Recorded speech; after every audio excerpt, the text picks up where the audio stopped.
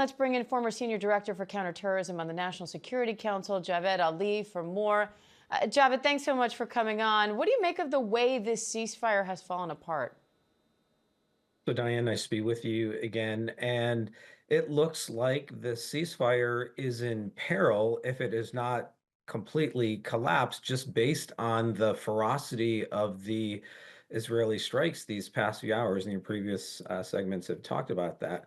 So if this is now the prospects going forward, where these resumed Israeli military operations, trying to dismantle what remains of Hamas's military and terrorist infrastructure, these attacks will probably continue for some period of time, days, if not weeks. And in the meantime, obviously, the humanitarian situation inside the Gaza Strip is very, very difficult. And the status of the hostages, those that are still alive, probably roughly 30 of the 50, almost probably half of the 59 hostages who haven't been returned. What is going to happen to them? So there's a lot of variables at play here. But make no mistake, Israel has taken off the gloves again, and this probably means that the ceasefire will not move forward for some period of time.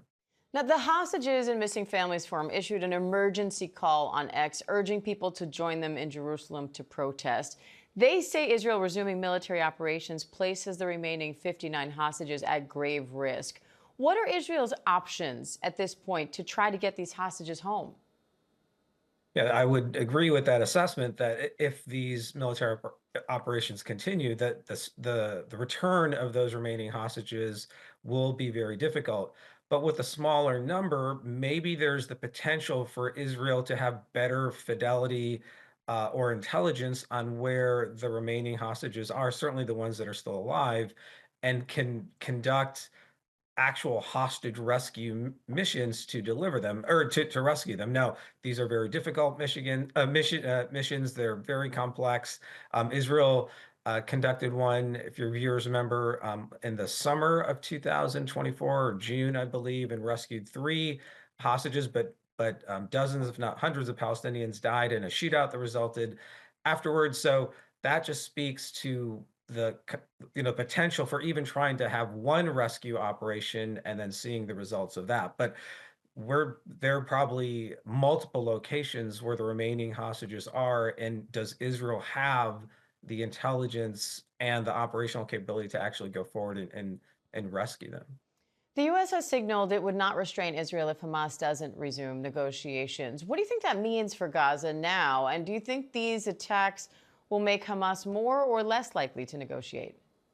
Well, this was part of the strategy, I would think, and President Trump has said over coming back to office these past few months that if Hamas does not negotiate or does not comply with the status of talks at certain points, that there will be hell to pay, and he's used other strong language. And so this is probably a reflection of that, with sort of the breakdown in the negotiations and the lack of the return of the remaining hostages, that Israel probably had a green light to move forward with these operations. And President Trump has also said that he is not going to restrain Israel, that he's going to give Israel all the military support it needs, including these large 2,000-pound bombs that have been used early in the campaign in the aftermath of October 7th. So Hamas is facing a tremendous amount of pressure, and even the attacks over the last few hours have showed that Israel knows where its leadership are, its key uh, command and control sites and weapon sites are, and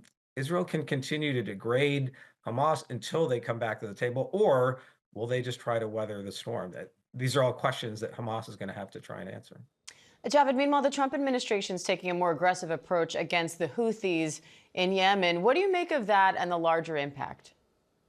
Yeah, so this is another complicated piece to tensions in the Middle East, with over the last couple of days, the U.S. going on offense now against the Houthis in Yemen and trying to hold the Houthis accountable for the Houthis express support for Hamas and the Gaza Strip, the attacks they've tried to conduct against Israel, and the dozens, if not hundreds, of attacks the Houthis have launched against international shipping, and then the military coalition, naval coalition that's been in the Arabian Gulf over the past 18 months. So the Trump administration has taken off the gloves and said enough is enough. And now the U.S. is conducting these offensive operations against Yemen. So it'll be interesting to see how long these continue. Former Senior Director for Counterterrorism on the National Security Council, Javed Ali. Javed, thank you. Thank you, Diane.